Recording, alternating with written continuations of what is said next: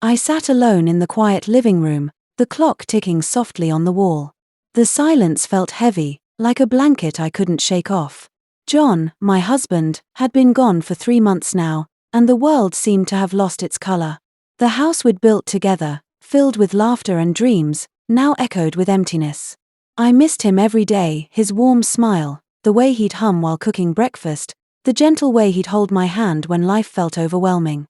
But life doesn't stop, even when your heart feels like it has. My name is Clara, and I was 32 when John passed away.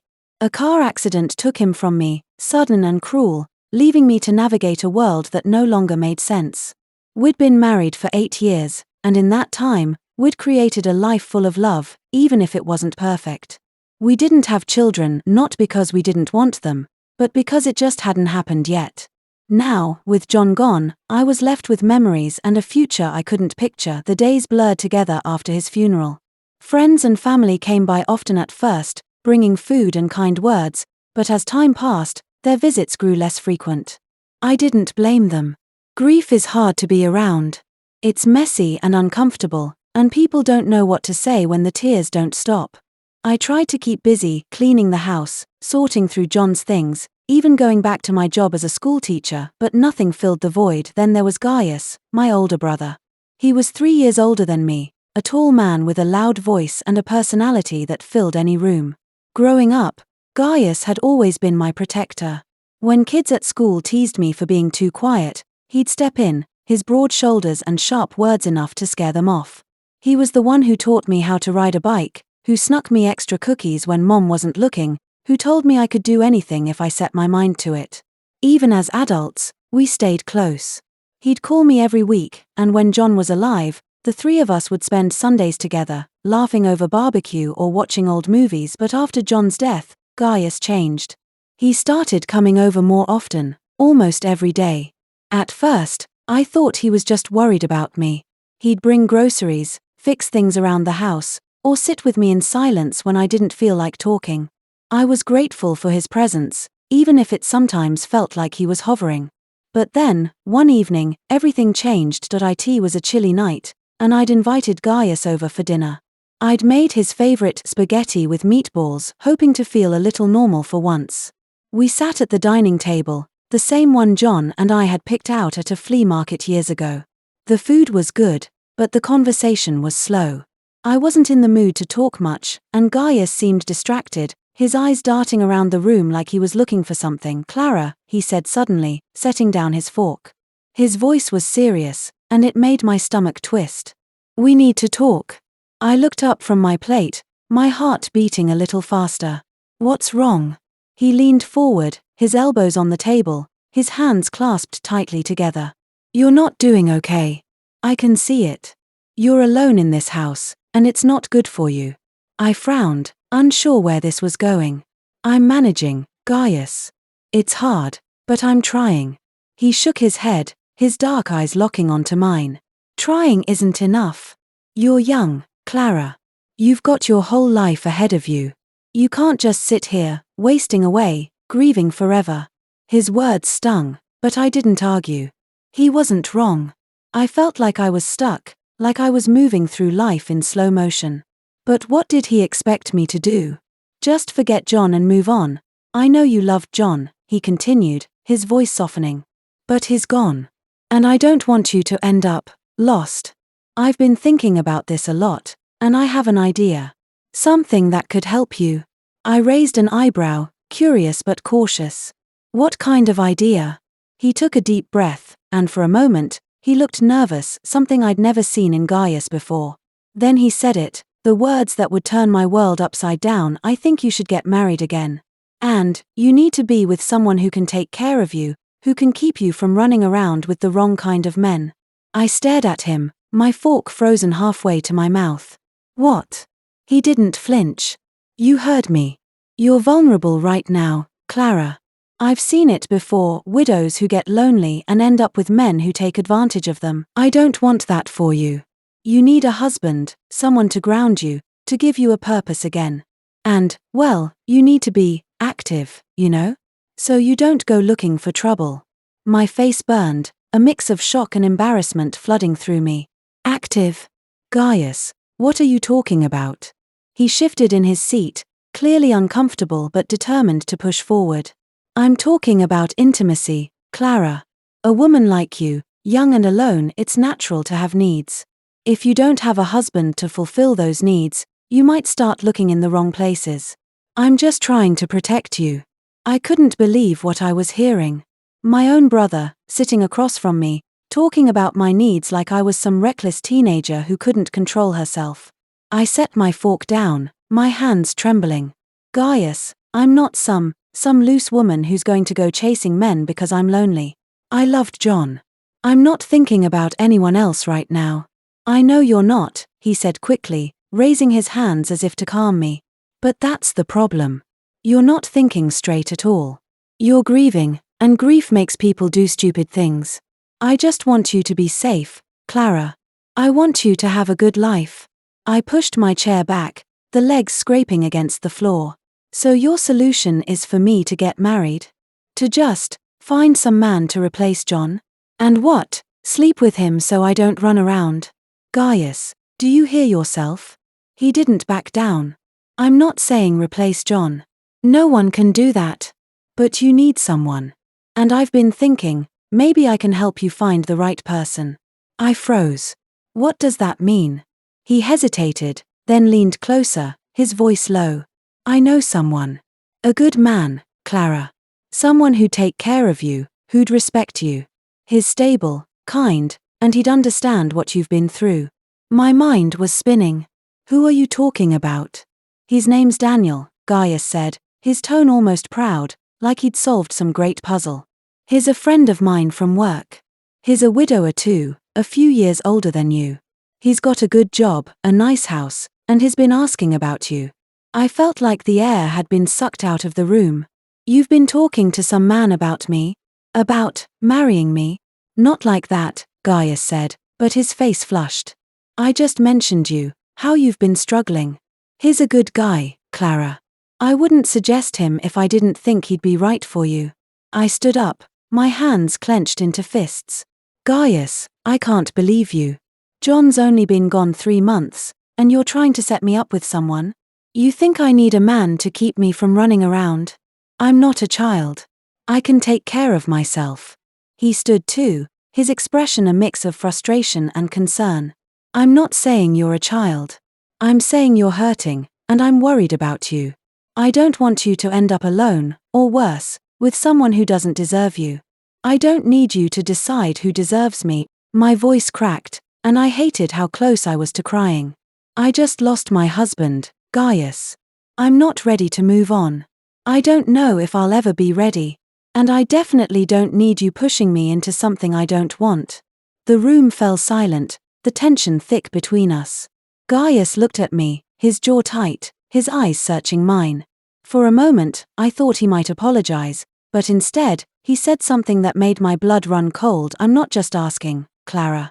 I'm telling you. As your brother, it's my job to look out for you. If you don't start thinking about your future, I'm going to have to step in.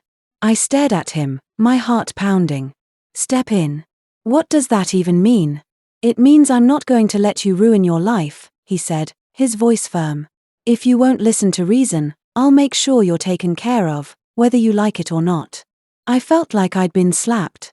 This wasn't the Gaius I knew, the brother who'd always had my back, who'd cheered me on and made me feel safe. This was someone else, someone who thought he could control my life, my choices, my heart. I took a step back, my voice shaking but steady. Get out, I said, his eyes widened. Clara, I said, get out.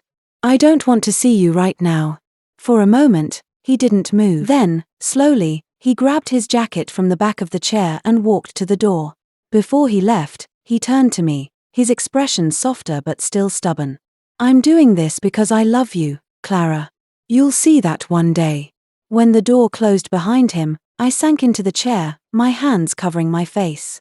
Tears came, hot and fast, but they weren't just for John anymore. They were for me, for the brother I thought I knew, for the life that kept slipping further out of my control. The days that followed were a blur of anger and confusion. I couldn't stop thinking about what Gaius had said, his words looping in my mind like a broken record. How could he think I needed someone to fix me? How could he talk about my personal life like it was his to manage? I avoided his calls, ignored his texts. I needed space to figure out what was happening, to understand why my brother, my best friend, had crossed such a line, but Gaius didn't give up. A week later, he showed up at my door with a man I'd never seen before. He was tall, with neatly combed hair and a polite smile. He introduced himself as Daniel, the man Gaius had mentioned. My stomach dropped as Gaius explained that he'd brought Daniel to meet me, just to talk. I was too stunned to argue, so I let them in, but every second of that visit felt wrong. Daniel was kind enough, asking about my teaching job and talking about his own life, but I couldn't focus. All I could think about was Gaius sitting there, watching me like I was a project he needed to complete. After they left, I locked the door and cried. I felt betrayed, like Gaius had taken something sacred, my grief, my autonomy, and turned it into his own mission.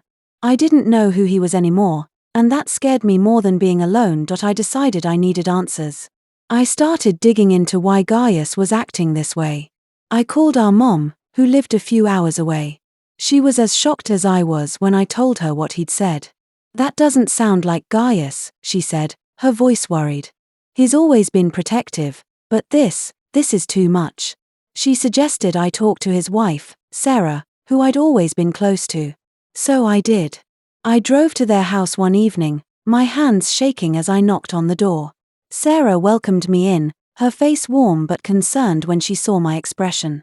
Over coffee, I poured out everything: Gaius's words, his insistence on me marrying Daniel, the way he'd threatened to step in.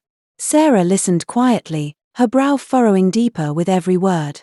When I finished, she sighed and leaned back in her chair. "Clara, I had no idea he was going this far. He's been talking about you a lot, saying he's worried you're not coping. But this, I don't know what's gotten into him." She hesitated, then leaned forward, her voice low. "There's something you should know.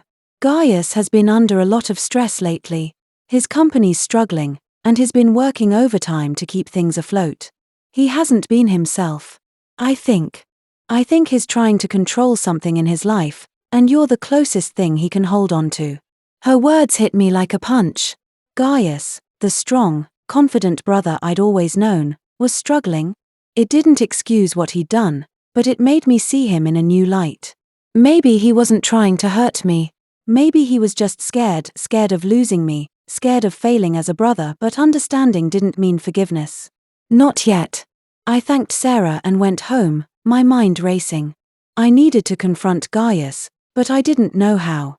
The next day, I found a letter slipped under my door. It was from him. "Clara, I know I messed up.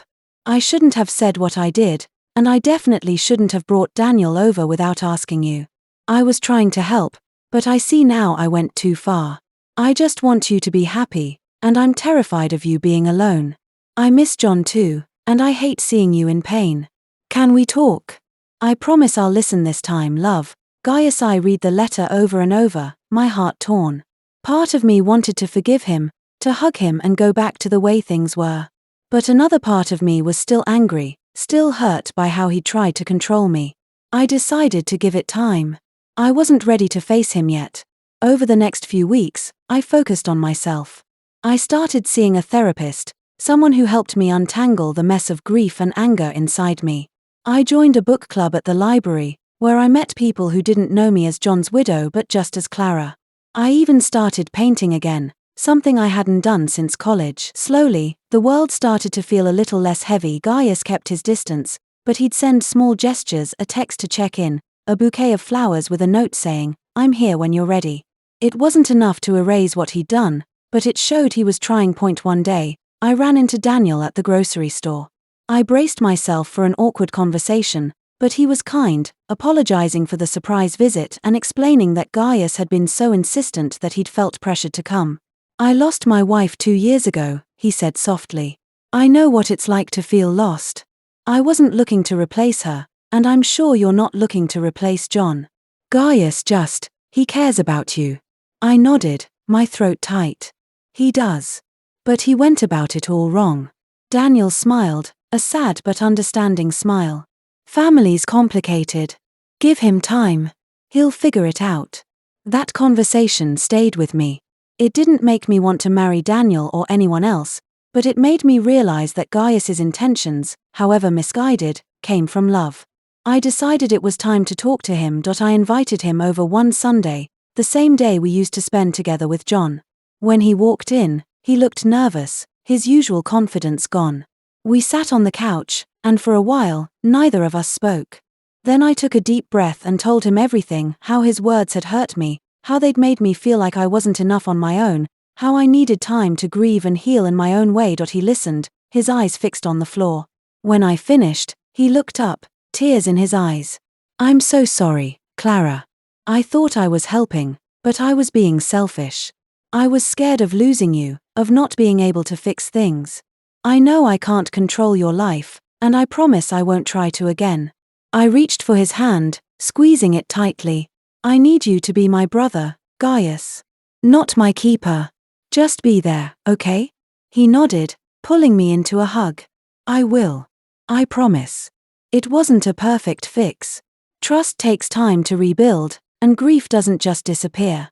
But that day, sitting with Gaius, I felt a spark of hope. I wasn't ready to move on from John, and maybe I never would be, not completely. But I was starting to see that I could build a life without him, one step at a time, with my brother by my side, not controlling me, but supporting me, and for the first time in months, I felt like I could breathe.